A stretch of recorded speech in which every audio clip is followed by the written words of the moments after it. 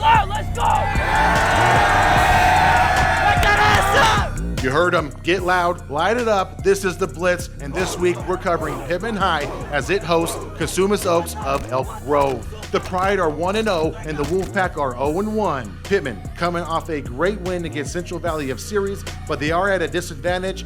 Two inexperienced quarterbacks, Joey Stout and Jonathan Delgado. They're here because Drew Walker is out with COVID and the backup quarterback, Andrew Azevedo, tore his ACL. On the flip side, Cosumnes Oaks, they got crushed by Oak Ridge last week, 56-0, but they are a very competent team coming out of the Delta League. So let's see what happens when the Pride and Wolfpack clash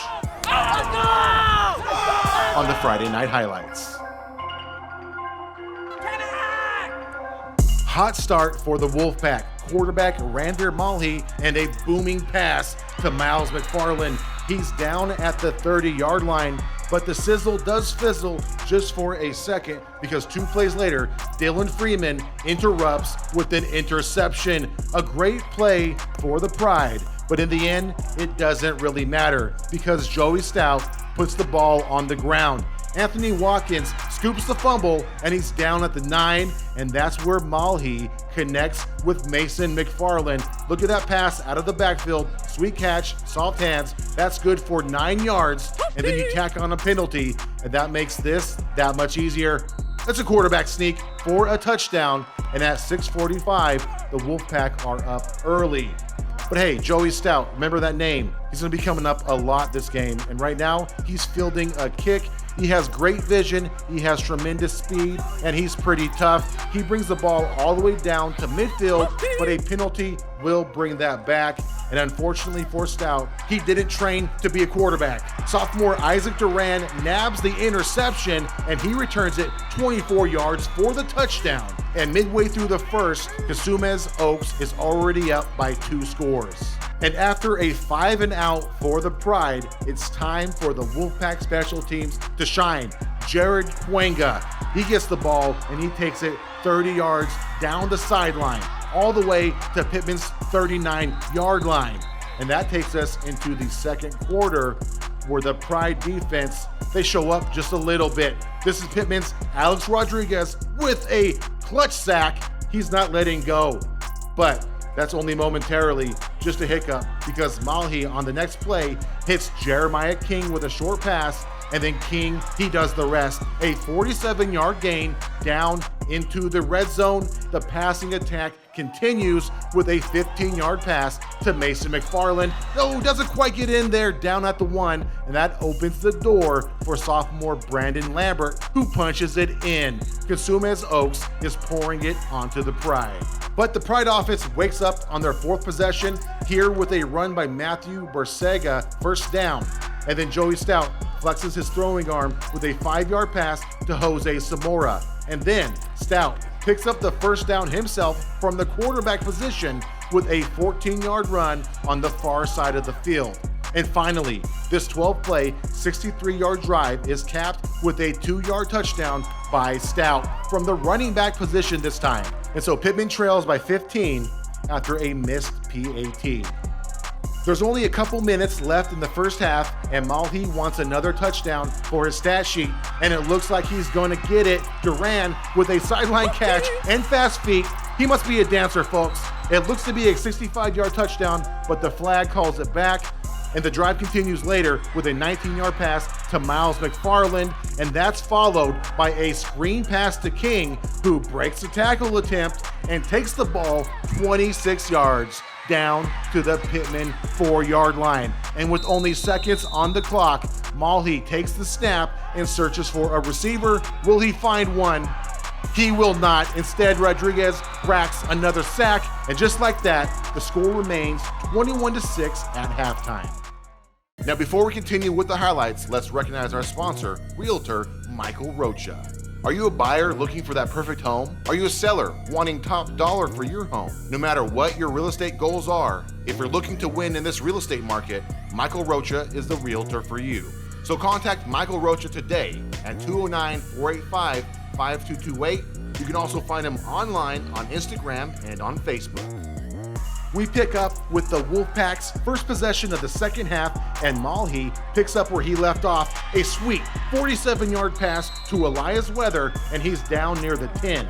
And on the sixth and final play of this drive, Malhi executes a read option run for a 4-yard touchdown. This kid is killing the game, and the Wolfpack are feeling good. And the Pride are down, but they refuse to give up, especially Joey Stout. The senior hits the edge and races for a 24-yard gain. He's doing it all. Quarterback, running back, cornerback, he's even fielding kicks. And with the Pride threatening from the 5, he decides to connect with Freeman maybe? Almost a touchdown, but he can't hold on. And on 4th and goal, a Stout pass to Zamora just isn't enough. He's tackled, and it's a turnover on downs. And it only takes the Pack 4 plays to cover 93 yards, and this play is a big help with that. Lambert makes a cut, finds a lane, and he blasts past the Pride defense for a 58-yard run. And I want you to rewind that because I want to watch it again. It's the play of the game, the run of the game. Lambert has tremendous vision. He stutter steps, and then he lets it loose, and he rips it like a rocket. If it weren't for the hustle of Joey Stout, that undoubtedly would have been a touchdown. But instead, this is the touchdown. Malhi connects with Miles McFarland for a 16-yard score, and I think it's safe to say the Wolfpack are walking away with a W tonight. But just to be sure, Jeremiah King adds another tutty into the mix with a 29-yard touchdown run in the final few minutes of the game, and he celebrates with a ninja run. He must watch a lot of anime. But folks, don't turn the episode off just yet. I told you, Joey Stout, there's no quit in this kid, and this is proof positive. He feels the kickoff. There's no way they can win, but he still has the hustle on the field. He finds an opening somehow, and he's off for the end zone. A coach is in the way, but I guess it's fitting because a penalty brings it back. So it's out of focus, it's out of bounds, it's off the board. Pride, they fall short. Both teams are now 1-1 to open the season. Congratulations, Wolfpack. Last week, we didn't like the results. This week, we were locked in. We knew what we wanted to do, and we came out and we caught the dub, man. We caught the dub. That's really it. All business. All business. All business. We got 2 best running backs, Jeremiah and Lambo. Give them the rock, and they made it run. We could pass, we could run. We got the job done. That's really it, man. Go Pack. Quarterback's a hard position to fill in. Like, I have respect for all quarterbacks because being able to read the defense and getting that ball out there is pretty hard. Each week, we're going for 1-0. So scratch this week off. We're 0-0 this next week. We're coming in for a 1-0 game. Definitely not the outcome head coach Eric Reza and company had in mind when they had Cosumnes Oaks on the schedule before the season began. But with your first string and second string quarterback out of action, what can you expect? Especially when passing is a big part of your offense. And so I have to give kudos to the entire Pitman High team for pulling through, gutting it out, and trying their best. Let's recognize the individual accomplishments with individual stats, and we'll start with the Wolfpack quarterback, Ranveer Malhi. He was a madman on the football field, 11 for 16, 257 yards, 1 touchdown, 1 interception, and 2 rushing touchdowns. And Jeremiah King, he also broke 200 yards between receiving and rushing. He had 8 carries, 108 yards, and 1 touchdown, in addition to 4 receptions for 93 yards. And Miles McFarland, he came up big with 4 receptions for 112 yards and 1 touchdown. As for Pitman, the stats we have, Tyler Stout with 16 carries, 53 yards, 1 touchdown, 1 fumble. He also had that interception from the quarterback position. And as far as the other rusher, Matthew Burciaga, 14 carries for 66 yards. And so now the Wolfpack are getting ready to host undefeated Manteca High in what is sure to be a physical matchup.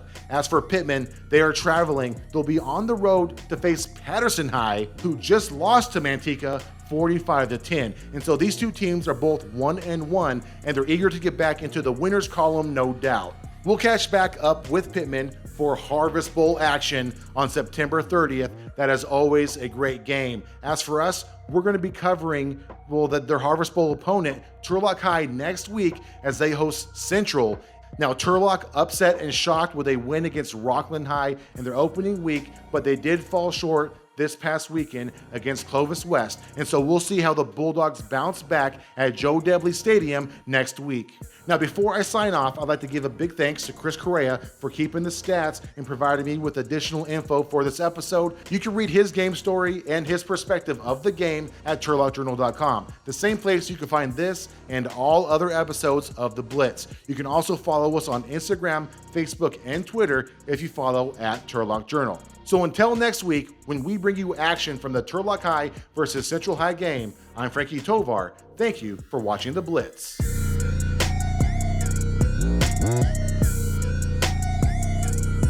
Mm-hmm.